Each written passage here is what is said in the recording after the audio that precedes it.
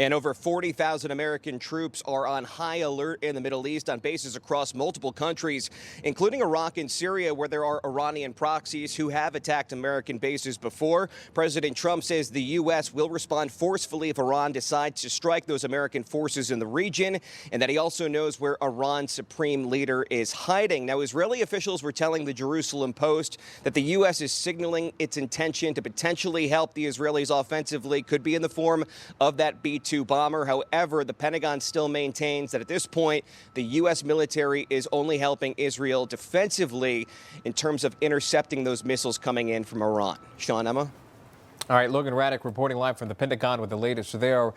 Logan, thank you. I want to take Logan's report to Walid Phares, joining us, a Newsmax foreign policy analyst and a former Trump foreign policy advisor. And not only him, but Major Doron Spielman is a former IDF international spokesperson. Thank you both for joining us, and we do appreciate that. Walid, I'd like to start with you, if we can, on Logan's report there, specifically American troops, and if this does indeed escalate, what this could look like. I think about Qatar or Qatar, Syria, Iraq, some 90,000 troops, I believe, in and around the Middle Eastern area. Your thoughts there? Well, first of all, it's all about our decision, our posture, as we say it in the military code. At this point in time, we are in a position of defending the skies of Israel from the water, from the Mediterranean Sea, from the Persian Gulf, from inside Israel. Maybe some of our units have this capability of shooting down anything going towards Israel from Syria and Iraq. That's what it is at this point in time.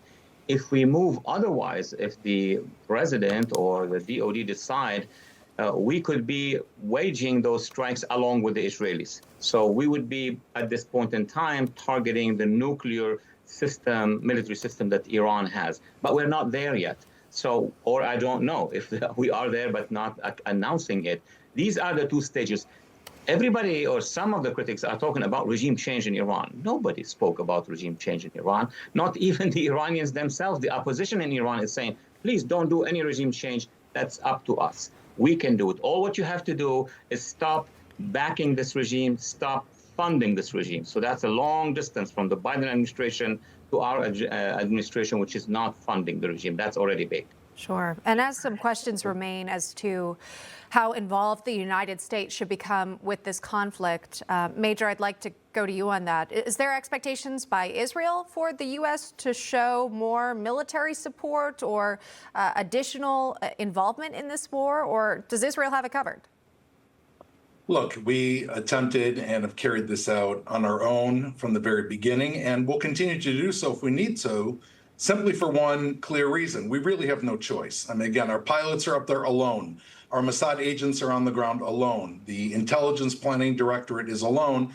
We have phenomenal help from the United States, but this is Israel, because at the end of the day, if somebody is pointing a gun at your head and they're about to add to that gun a nuclear weapon, they're about to pull the trigger, and they fire a few bullets in advance just to let you know they're being serious, if you don't stop them, you're out of your mind. And so we have the capacity to inflict serious damage, as we've shown. We've taken out the Natanz nuclear site. Isfahan is seriously disabled. We will do what needs to be what it takes. However, I think the answer of U.S. involvement really relates to your previous question, which is about threats on U.S. personnel in the Middle East. Iran has been threatening and, in fact, killing U.S. personnel for decades. We know 241 Marines were killed by Iran. Iran has funded regimes that have attacked U.S. service personnel all over the Middle East, including inside Israel, by Hamas. Therefore, if the U.S. decides to get involved here, it is a very clear raison d'etre to do so. It causes belli. Iran has been threatening and will continue to threaten. And so, therefore, President Trump and the United States people have their own decisions to make. If they come in, the difference will be this. Imagine knocking on a door with a hammer. That's what Israel can do until that door opens.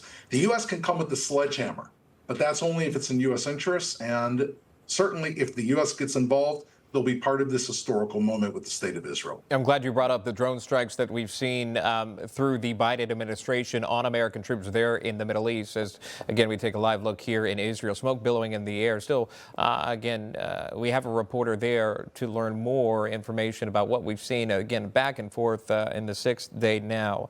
We do appreciate the time, Walid Phares and Major Spielman. Thank you both. Appreciate that. Thank you.